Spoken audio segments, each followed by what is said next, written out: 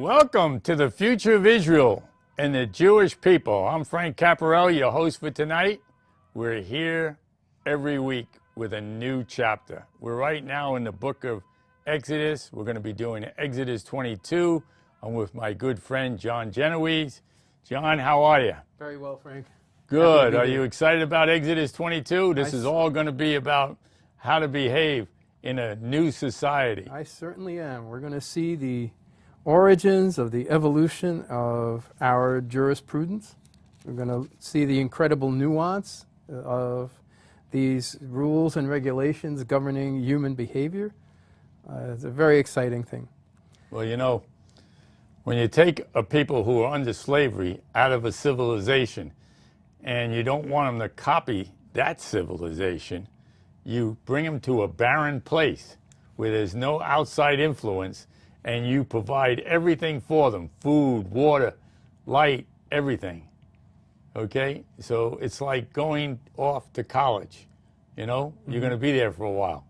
Okay? Whether it's a 2-year course or a 4-year course, but you're going to learn everything I want you to do to represent me as my chosen people. And also it's like kind of like being in the military, right? Oh, yeah. Where when you come into the military, the first thing you do is you get separated from your civilian life in boot camp.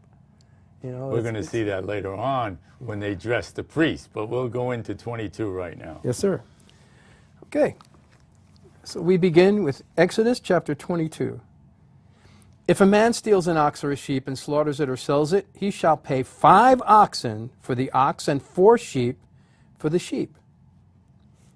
If a thief is caught while breaking in and is struck so that he dies, there will be no blood guiltiness on his account. But if the sun has risen on him, there will be blood guiltiness on his account. That's interesting. He shall surely make restitution. If he owes nothing, if he owns nothing, then he shall be sold for his theft. If what he stole is actually found alive in his possession, whether an ox or a donkey or a sheep, he shall pay double. If a man lets a field or a vineyard be grazed bare, and lets his animal loose so that it grazes in another man's field, he shall make restitution from the best of his own field and the best of his own vineyard. If a fire breaks out and spreads the thorn bushes so that stacked grain or the standing grain or the field itself is consumed, he who started the fire shall surely make restitution.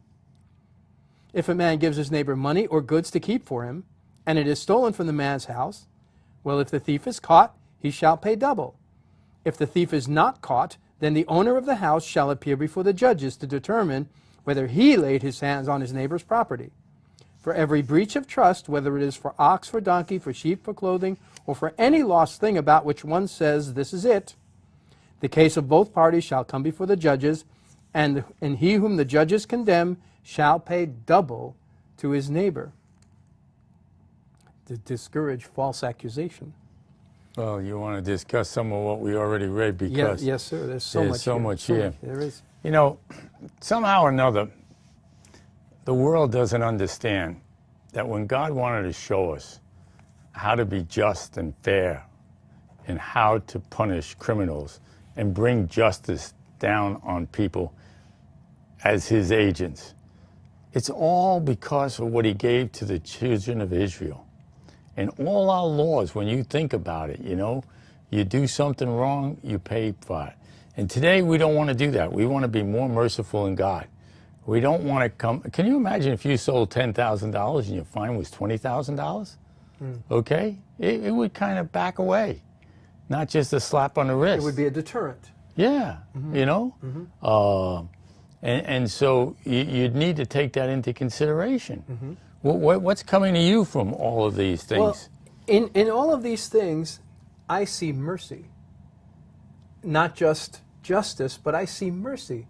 Because every crime has a very detailed punishment. There's very, very little here left to anyone's discretion. And no provision whatsoever is made for people when they want vengeance. That's good. There's something very profound here in that, for example, let's go back to verse 2. If the thief is caught while breaking in and is struck so that he dies, there's no blood guiltiness on his account. You killed him in the act. Okay, you're defending your property. But if the sun has risen on him, there will be blood guiltiness because now you've had time to pursue him, you had time to cool off. So if you kill him, it's actually murder at that point because you're killing somebody out of vengeance. So I see God's mercy here in that every crime shall have an exact, precise punishment, no more, no less. Very good point. So that this is the origin of civilization. We're going to have the rule of law. There will be punishment according to the law, not according to someone's feelings or someone's outrage or someone's anything else. This is not a matter for personal discretion. This is where we see the lifting up of the law above mere human whim, will, or fancy. So it isn't because he's white and I'm black. It isn't because he's an Arab and I'm Jewish. It isn't because he believes in Yahweh and this guy believes in something in idolatry. It's just the crime. It isn't who the person is. That really is merciful. That is merciful. Yeah. Well, let's continue. I believe so. Okay. Resuming at verse 10. If a man gives his neighbor a donkey, an ox, a sheep, or any animal to keep for him, and it dies or is hurt, or is driven away when no one's looking, an oath before the Lord shall be made by the two of them that he has not laid his hands on his neighbor's property, and its owner shall accept it. He shall not make restitution. That's how serious that was, to make an oath before the Lord. But if it is actually stolen from him, he shall make restitution to its owner. If it is all torn to pieces, let him bring it as evidence. He shall not make restitution for what has been torn to pieces. If a man borrows anything from his neighbor and it is injured or dies while its owner is not with it, he shall make full restitution. If its owner is with it, he shall not make restitution. If it is hired, it came for its hire. If a man seduces a virgin who is not engaged and lies with her, he must pay a dowry for her to be his wife. If her father absolutely refuses to give her to him, he shall pay money equal to the dowry for virgins. You shall not allow a sorceress to live. Whoever lies with an animal shall surely be put to death. He who sacrifices to any god other than to the Lord alone, he shall be utterly destroyed. You shall not wrong a stranger or oppress him, for you were strangers in the land of Egypt. You shall not afflict any widow or orphan. If you afflict him at all, and he does cry out to me, I will surely hear his cry, and my anger will be kindled, and I will kill you with the sword, and your wives will become widows, and your children fatherless. If you lend money to my people, to the poor among you, you are not to act as creditor to him. You shall not charge him interest.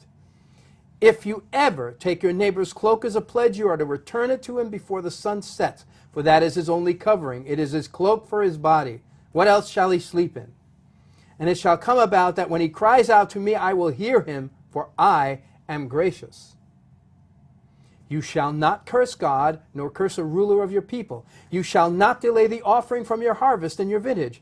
The firstborn of your sons you shall give to me. You shall do the same with your oxen and your sheep. It shall be with its mother 7 days. On the 8th day you give it to me. You shall be holy men to me. Therefore you shall not eat any flesh torn to pieces in the field. You shall throw it to the dogs. Wow. My goodness. There's so much there. Yes. A little bit too much to take in, but he covers everything, and that's what's important. And we're going to see that throughout the book of Exodus. I think the thing that gets me is that when he talks about the virgin, okay, it comes down to the father. Okay, the father is in charge. What he decides will go. Okay, it's not a matter of just paying a price and taking her. If I think she's still better off staying home, then she'll stay home. And this is an area where young girls today don't respect their fathers. They tell their father who they're going to marry. So. Well, and unfortunately, in defense of those young girls, I'm going to say how many fathers are worthy of that kind of respect, and so that's a two-way street. If the father, well, you know, John, sometimes that even, sorry to interrupt. No, not at all. Sometimes the father can be not a very good father at all. But when it comes to discerning that subject, he can discern it better than anyone else regardless. Because he knows men and he knows. And it's just like mothers. They can give advice about women to their sons. If they take it, they'd be wise. Right. Okay? So you can be a little too rough. You can be a little too far out of play like I was, traveling the world and not home all the time. But when it comes down to those important decisions, we can't just say just because they're not, nobody's perfect, is all I want to say. Okay, I understand And I that. think God gives them the wisdom to know what's good for their children. I agree with that. So then it's my mission, if I know that I am going to have the wisdom and the discernment to know who, to recognize a good match for my children, then it is my duty to spend a lifetime up to that point earning their trust so that they'll receive that wisdom when it's time to give it. And I myself, I have to say, I failed in that. And that's not an easy thing to say, but it's the truth. So, you know, what happens is that we end up trusting the grace of God.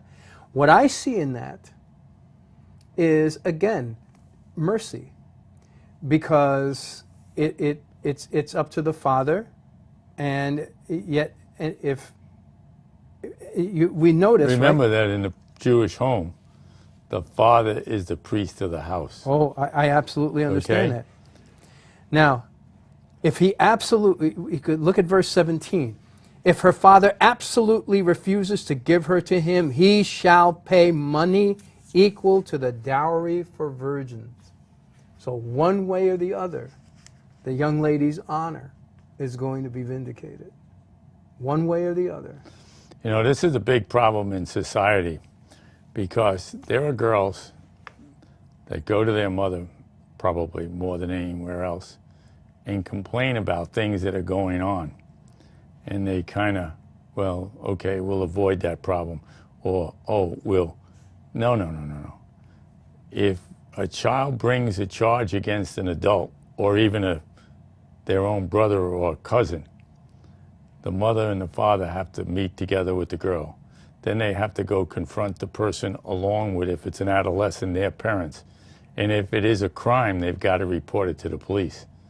They've got to save that girl from thinking that nobody cares that I was a victim. Nobody cares that I was raped or molested. Okay? That is something men and women who have children have to do for their children. They cannot just slide it under the rug. I don't care if it's a grandfather, an uncle, whoever it is, it's got to be dealt with. I agree. It's incumbent upon every adult, if you know of a crime committed against a child, to address that. Yeah, to and even do a young something. lady, even Yes. a woman, Absolutely. okay? Absolutely. And I don't want to tell you how some cultures would deal with that, because that would be vengeance, That's okay? yeah. And that's what this is trying to prevent. Let's settle it the way I told you to settle it, Right. okay? Right. But it's According got to be law, dealt with. The rule of law. Law must rule. Yep. Amen. Absolutely. And you know what's interesting about this? When this happened in the book of Genesis, okay, Levite and his brother Simeon, I believe, went out and wiped out every man in that city for raping his sister. So God doesn't want that kind of action going forward, No, there was no blessing in that work. okay? And Not their at all. father was very upset, Yes. okay? Yes. Yes. Well, Yes. what else you got? I've got some notes, but you go ahead.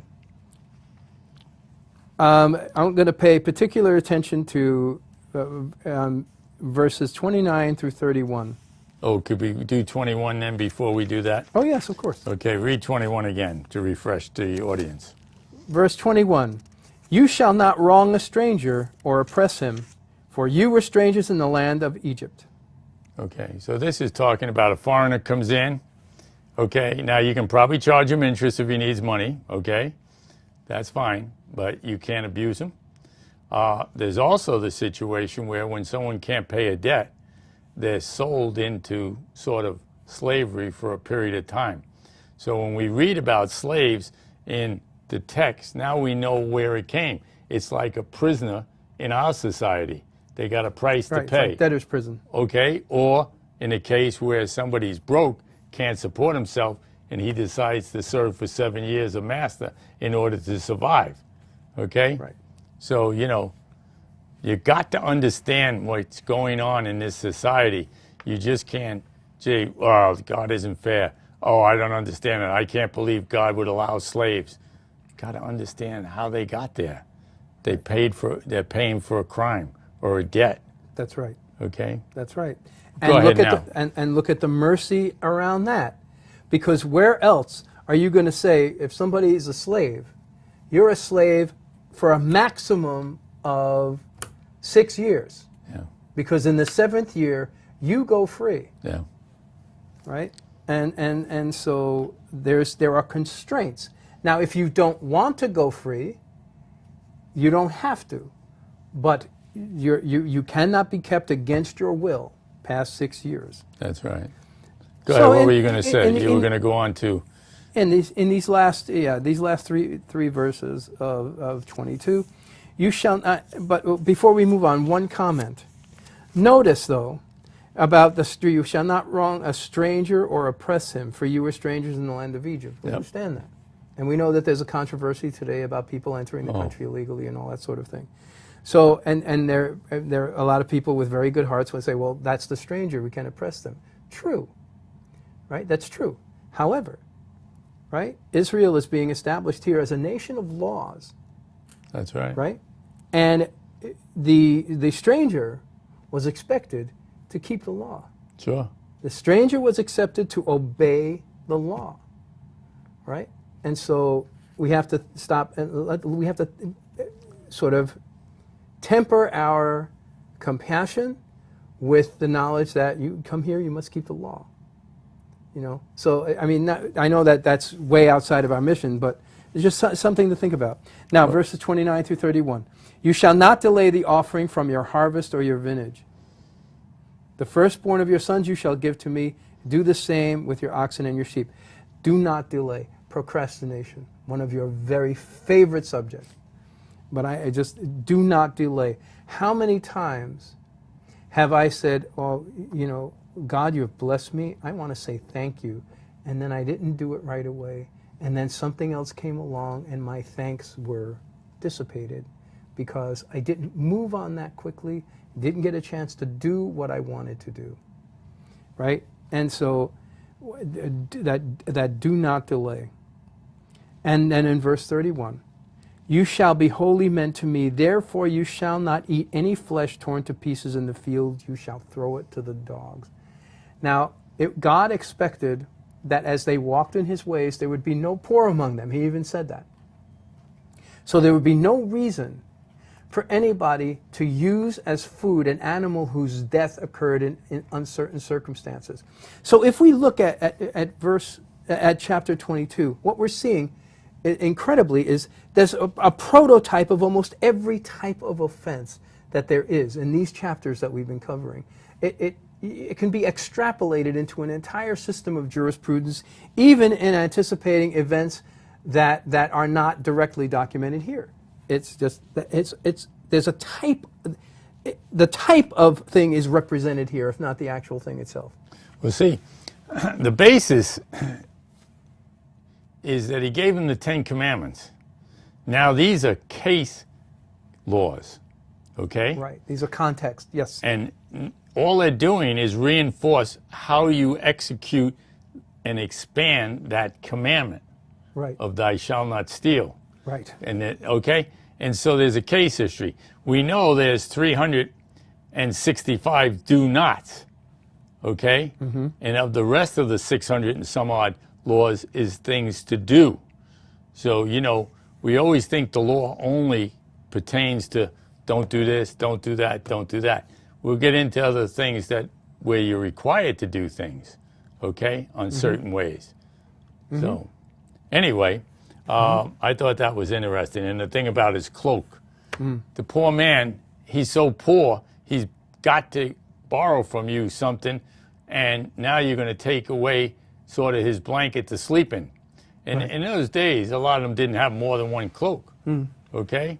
So, you know, you were taking away his blanket. I mean, you know, even prisoners, even people in concentration camps get blankets, okay? Right. You know, God is saying Boy basically, Scouts. come on, have a heart. Have a heart. That's right. Well, he's all heart himself. Absolutely right. And people don't see that. You got anything more you want to No, discuss? sir. No, sir. Well, let's see if we can touch on 23 before we get late here. Okay, very good. All righty, chapter 23 of Exodus. You shall not bear a false report. Don't join your hand with a wicked man to be a malicious witness. You shall not follow the masses in doing evil, nor shall you testify in a dispute so as to turn aside after a multitude in order to pervert justice. Nor shall you be partial to a poor man in his dispute. Isn't that interesting? If you meet your enemy's ox or his donkey wandering away, you shall surely return it to him. If you see the donkey of one who hates you lying helpless under its load, you shall refrain from it, you shall surely release it with him. You shall not pervert justice due to your needy brother in his dispute. Keep far from a false charge and do not kill the innocent or the righteous, for I will acquit the guilty. You shall not take a bribe, for a bribe blinds the clear-sighted and subverts the cause of the just. You shall not oppress a stranger, since you yourselves know the feelings of a stranger, for you also were strangers in the land of Egypt. You shall. Yes, sir. Why don't we stop there? Okay.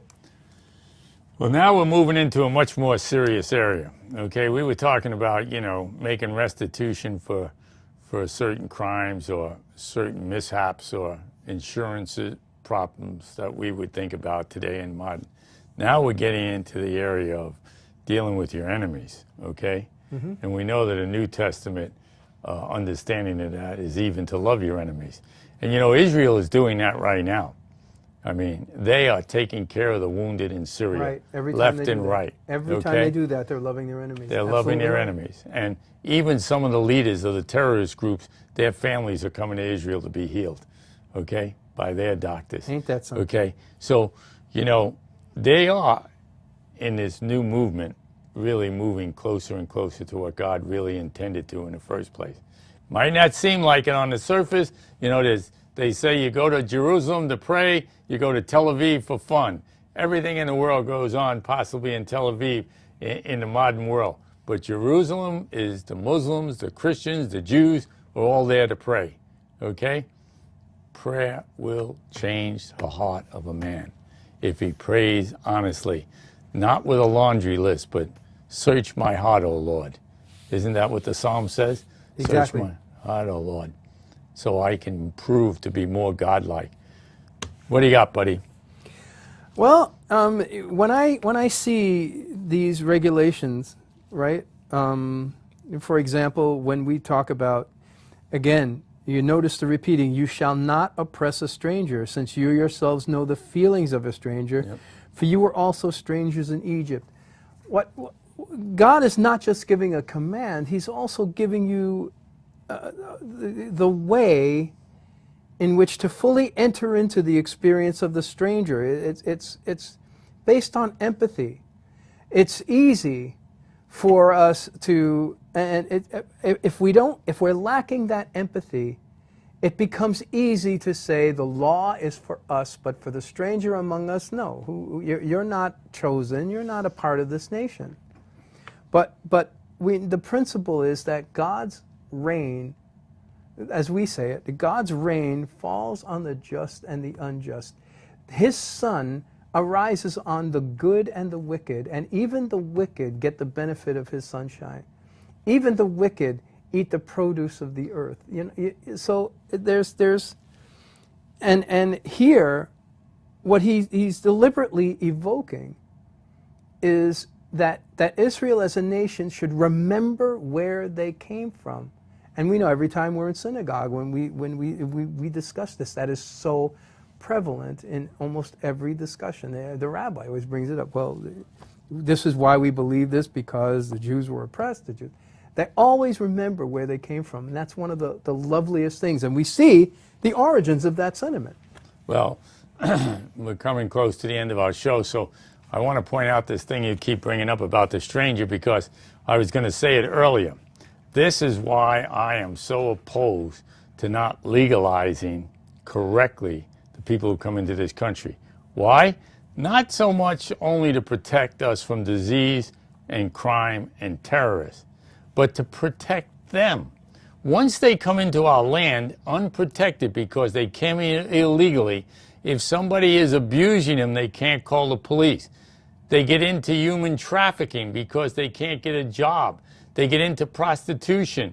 They have to subject themselves to the subculture of their neighborhood they're living in, because to survive in that community, they'd be in trouble. They'd be ostracized. So, listen, we're going to continue this chapter, but we have a lot of shows on our website, and we go all the way back to the beginning of Genesis. We've done other books as well, like Job. We're now halfway through Exodus. Look at our website, www.thefutureofisrael.org. Please write to us. Tell us whether you agree, disagree, or have a question at info@thefutureofisrael.org. And you know what? You can sponsor our show in your area by just contacting us or going on our website. And you will see that all you have to do is fill out a simple form on your public access channel in any community in the United States, and we can ship the shows there free of charge. There's no fee to you. Electronically, you don't even have to deliver them to the studio in most cases. So please, if you like our show and you want to see it on your home public access channel, please do that. And John, your last comment on this chapter. Well, if only we were to look at this, what do we see behind it? We see behind it that that God wants us to treat one another with love, care, respect, and empathy. Yep. If those things are in our heart and are present, these things won't be an issue at all. Because if I love somebody, I don't steal from them. Yeah. If I love someone, I don't want to cheat them. And if I have love in my heart, I don't want to see anybody get a raw deal from a system just because they're a stranger or an alien. Well, the other thing is, if you never witness God's love and appreciate what He's done for you, you really truly can't live and love the way you're supposed to love. Because humanly, we're selfish.